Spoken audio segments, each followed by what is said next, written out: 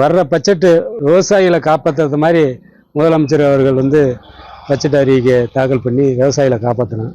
என்னென்னு கேட்டிங்கன்னா, ஏற்கனவே ஐயா வாக்குறுதி கொடுத்து சிறு குறு விவசாயின்னு சொன்னார்.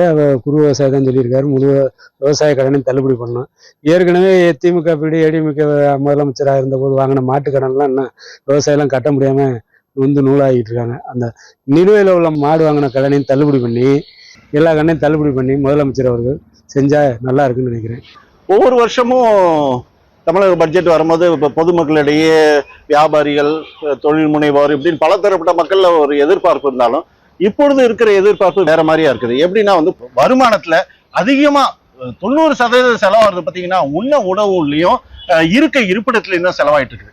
இந்த செலவினத்தை தான் கட்டுப்படுத்தணும், இதை முறைப்படுத்தணும். அடுத்தது பார்த்தீங்கன்னா சுகாதாரம். அரசு மருத்துவமனையில உங்களுக்கு தரமான சிகிச்சை கிடைக்குது அப்படின்றத அரசு உறுதி செய்யணும், மேம்படுத்தணும். அதை தாண்டி உட்காந்து கட்டமைப்பு வசதிகள், சாலை வசதிகள், போக்குவரத்து வசதிகள் இப்படின்னு பலவிதமான காரியங்களை அவங்க கவனம் செலுத்தலாம். ஆகவே அடிப்படை தேவைகளான இந்த விஷயங்களை கவனம் செலுத்தி இதை கொண்டு வரும் என்றால் நிச்சயமாக மனநிறைவு கொடுக்கும் என்பதில் எந்த விதமான மாற்று கருத்தும் இல்லை.